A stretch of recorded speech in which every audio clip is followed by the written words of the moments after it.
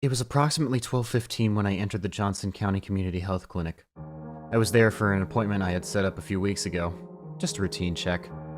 It wasn't a new place for me. I had been there a couple of times before. However, the place had an odd nostalgic feel to it, as if it were a location from my childhood or something. And I could never pinpoint exactly what this feeling was, or where it came from. As I walked in, an overwhelming feeling of déjà vu swept over me. The hum of the flickering fluorescent lights, the white tile flooring, the muted beige paint that colored the walls. I noticed that there was a TV mounted in the corner, a smaller flat screen that was playing a short PowerPoint slideshow on loop of ads, and events that were being held by the clinic. I passed the empty waiting room, a small area of the main room with magazines, children's playthings, and blue cushioned chairs, and approached the woman at the front desk.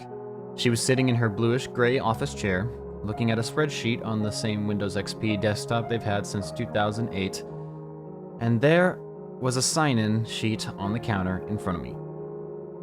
"I have an appointment with Dr. Pebbins?" I asked. What time? 12:30, I replied. She began typing something into her keyboard. Yes. Gary Johnston? Mm-hmm.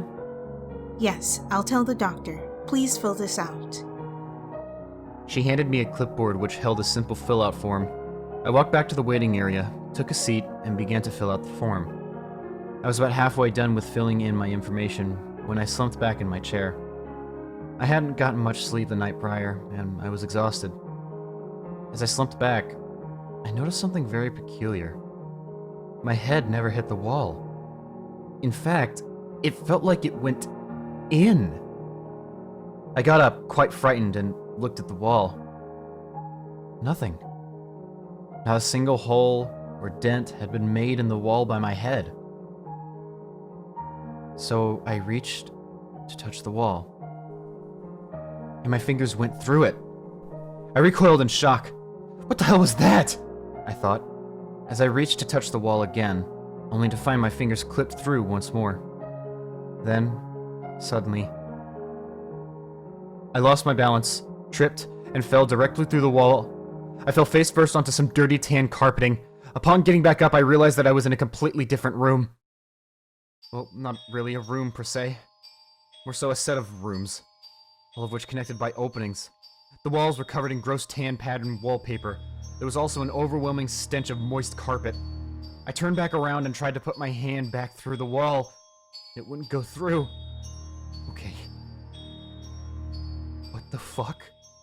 I muttered. I looked back into the room. There were no windows, no doors, nothing on the walls, other than that disgusting wallpaper, of course. It was completely empty, aside from a singular plastic blue skull chair.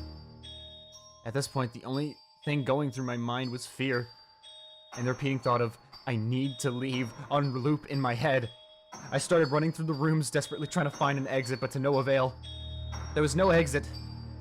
Was this my permanent location until I died? No. There had to be a way out. I wasn't just going to be left here, right?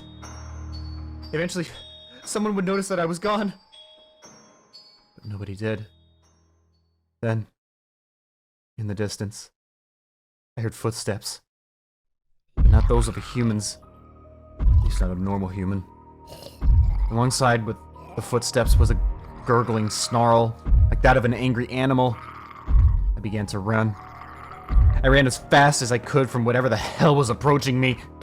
I didn't want anything to do with him, or whatever it is.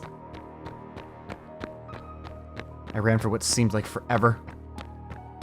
But I was always back in the same room I started in! At least it looked like the same room. Not that I could tell them apart.